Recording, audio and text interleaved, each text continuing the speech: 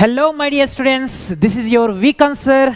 सो आज के PYQ series में हमें डिस्कस कर रहे हैं बेटा, the topic is hydrogen. Okay, so very very small topic है बेटा, एंड वी नो दैट इसमें से एक ही क्वेश्चन आएगा। Even if question will come from this, only one question will come. एक एक टाइम में इसमें से क्वेश्चन भी नया आ सकता है। उतना इम्पोर्टेंट टॉपिक तो नहीं है, लेकिन बहुत ईजी टॉपिक है, बहुत ईजी टॉपिक है। और इसमें कॉन्सेप्ट्स हमें ऑब्जर्व करेगा तो हाइड्रोजन के बारे में डिस्कशन रहेगा, डाइहाइड्रोजन H2 के बारे में, और H2O के बारे में डिस्कशन रहेगा बेटा। H2O और D2O हेवी वाटर के बारे में डिस्कशन रहेगा, और हेवी वाटर के एप्लीकेशंस, ओके, तो उस सभी के बारे में डिस्कशन रहेगा। And very very important compound that is H2O2 hydrogen peroxide, and उसके फिजिकल, केमिकल और प्रिपरेशन मेथड सभी भी इंपॉर्टेंट है बेटा। फिजिकल, केमिकल प्रॉपर्टीज और उसके प्रिपरेशन मेथड सभी भी इंपॉर्टेंट, इवन उसका स्ट्रक्चर भी इंपॉर्टेंट है। ओके ना, तो H2O2 के बारे में तुम्हें ये पूरे पढ़ के रख लेना बेटा। उसका ऑक्सीडाइजिंग नेचर रहता है उसको, और रिड्यूसिंग नेचर भी रहता। तो ऑक्सीडाइजिंग नेचर के जो कुछ रिएक्शंस रहते हैं और रिड्यूसिंग नेचर के जो रिएक्शन रहते हैं वो थोड़ा आइडिया रख ले तो बेटर है। एनसीईआरटी में जो रिएक्शंस है वो आइडिया रख ले तो बेटर है। ओके, तो इसके प्रिपरेशन में के भी रिएक्शंस आइडिया रख ले तो बेटर बेटर बेटर। ओके, सो अब हमें स्टार्ट करेंगे discussion of PYQ of hydrogen. Okay okay, so first question, इसमें से ओनली पिछले साल में से 4 क्वेश्चन ही आए थे, ओनली 4 क्वेश्चंस। ओके, तो 2020 में ये क्वेश्चन आया था, और 2019 में ये क्वेश्चन आया था, और ये उड़ीसा में वो टाइम में एग्जाम नहीं हुआ था ना, तो फिर से वो स्टेट को और एक एग्जाम रख दिए थे नीट के। ओके, सो दैट इज उसमें भी एक बार आया था, और 2017 में 2018 में एक बार भी क्वेश्चन नहीं आया। ओके, और 2016 में आया था। Okay, so let us discuss only these are 4 questions are there, very few questions, तो let us discuss them, let us complete them. तो match the following and identify the correct option.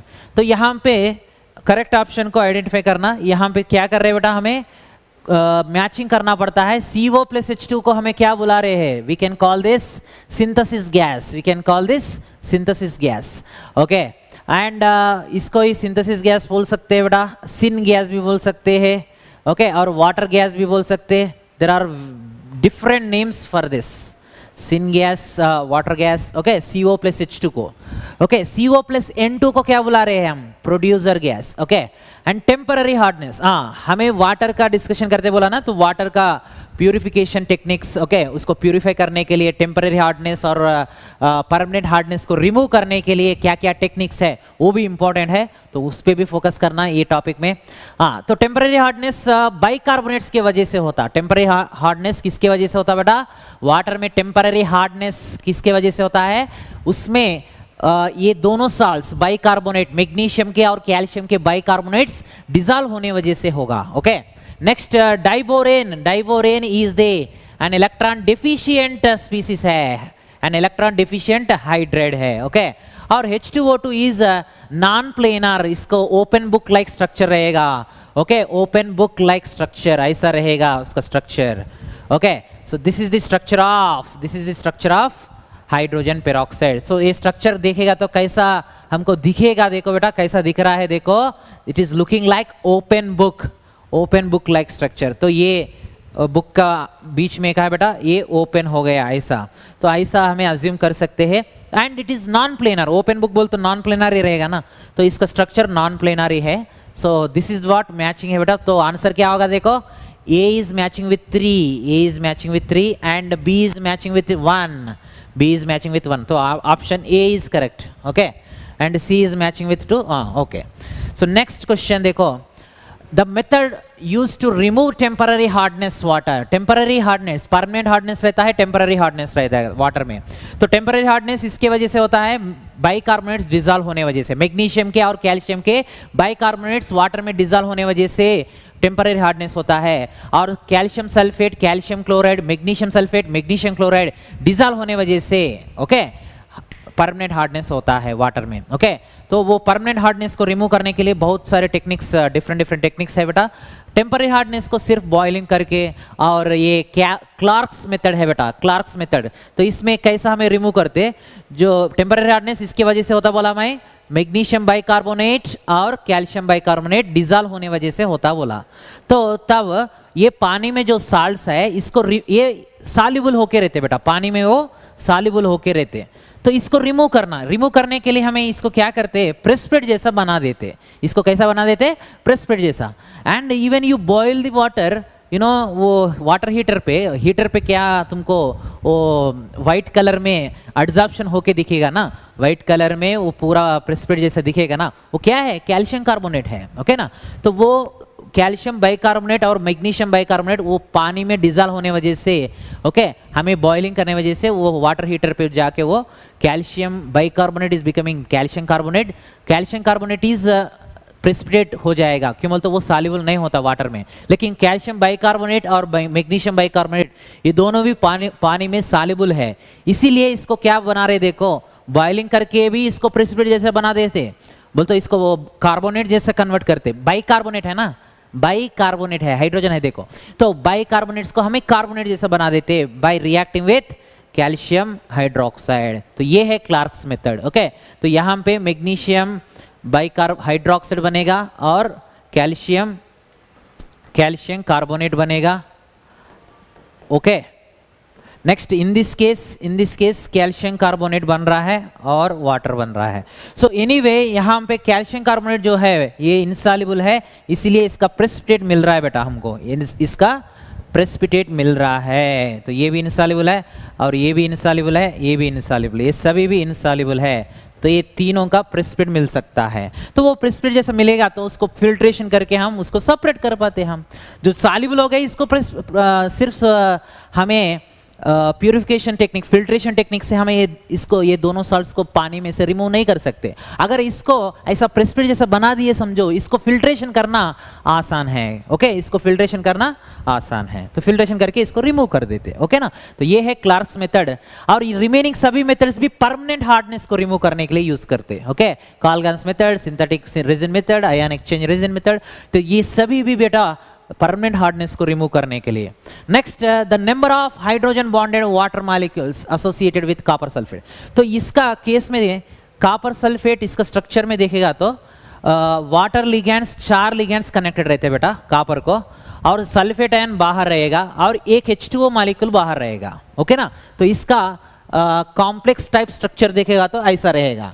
तो ये 4 water molecule ही इससे coordinate covalent bond कर रहा है, ये water नहीं कर रहा है। तो ये जो बाहर है ना, यही हाइड्रोजन बॉन्डेड कर सकता है। ये वाटर मॉलिक्यूल जो आउटसाइड है यही हाइड्रोजन बॉन्डिंग करेगा।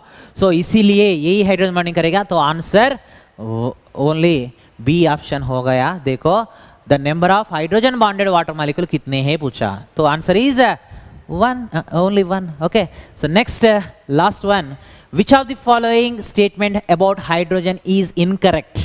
तो इनकरेक्ट स्टेटमेंट क्या है कि पूछा, तो H3O plus ion, hydronium ion बोल सकते हैं इसको, एंड ये किस में मिल सकता है बेटा, सोल्यूशन में मिलेगा। तो पानी में okay H plus ions release हो गए समझो, ये दोनों मिलके हमको H3O प्लस बन रहा है, right. So next, dihydrogen does not act as reducing agent. Dihydrogen हमें मेटल्स के साथ रिएक्शन किए समझो, तब इधर क्या बन रहा है, देखो कैल्शियम हाइड्रेट बन रहा है। तो फिर यहाँ पे 0 से ये -1 हो गया ना, कैल्शियम हाइड्रेट का मतलब यहाँ पे हाइड्रोजन का ऑक्सीडेशन स्टेट -1 है। तो 0 से -1 हुआ बोल तो खुद रिडक्शन में इन्वॉल्व हुआ, खुद रिडक्शन में इन्वॉल्व होने वाला दूसरा को क्या करेगा बेटा, ऑक्सीडाइजिंग करेगा नहीं। तो ये 0 से क्या हुआ, देखो +2 हो गया था ये कंपाउंड में, तो ये ऑक्सीडेशन में इन्वॉल्व हुआ एंड ये क्या किया, गुड ऑक्सीडाइजिंग एजेंट जैसा यहाँ पे बिहेव कर रहा है, तो रिड्यूसिंग एजेंट जैसा बिहेव नहीं करेगा। तो ये स्टेटमेंट दोनों भी करेक्ट है, लेकिन इनकरेक्ट स्टेटमेंट को हमें फाइंड आउट करना। तो ऑप्शन सी देखो, hydrogen has 3 isotopes of which tritium is most common बोला। ट्रिटियम बोलते हो ये रेडियो एक्टिव है, तो ट्रिटियम का हमको उसका एलिमेंट का सिंबल देखेगा तो ऐसा रहेगा, tritium is isotope of hydrogen है। ड्यूटेरियम, ट्रिटियम और जनरली H11 क्या है, ये प्रोटियम है। ओके ना, तो H12 क्या होता है, ड्यूटेरियम होगा। तो ये प्रोटियम है, ये ड्यूटीरियम है, ये ट्रिटियम है, ये रेडियो एक्टिव है, लेकिन इसका अबंडेंस वेरी वेरी लेस है, 10⁻⁻15% रहता, तो वेरी वेरी लेस है बेटा इसका, ओके। लेकिन ये मोस्ट कॉमन बोला तो रॉन्ग है ना ये, तो ये स्टेटमेंट इनकरेक्ट है, तो option C is correct. Next, hydrogen never acts as cation in ionic salts. Ionic salts में बोल तो आयनिक साल्ट यही है, तो ये आयनिक साल्ट्स में हाइड्रोजन -1 हो रहा है, नेवर एक्ट्स एज प्लस बोल रहा है, तो कैटआयन जैसा तो हाइड्रोजन एक्ट नहीं करता बोल के बोल रहा है, करेक्ट है, ओके। वो आयन जैसा एक्ट कर रहा है ना, H- है ना इधर, तो इसीलिए ये भी correct statement. So option C is only incorrect statement, okay. So these are only 4 questions are given बेटा, वेरी वेरी इजी क्वेश्चंस वो भी। So you need to focus on this topic. If you want at least one question may come from this, then you have to go through purification techniques of water, okay, बोल तो hardness को remove करने के लिए, okay, to remove hardness of water, and H2O2 के preparation methods और chemical physical properties पढ़ो बेटा, okay। So इतना पढ़ेगा तो बस है इसमें से, और ड्यूटीरियम D2O का, ओके, तो D2 हेवी वाटर का डिस्कशन भी वो भी करो बेटा, D2O का जो प्रॉपर्टीज रहते हैं वो सभी भी केमिकल फिजिकल प्रॉपर्टीज रहते हैं वो भी पढ़ो, ओके, एंड H2O के बारे में भी पढ़ो बस, ओके। तो इससे ज़्यादा उसमें से क्वेश्चन देने का चांस नहीं है, ओके। So thank you.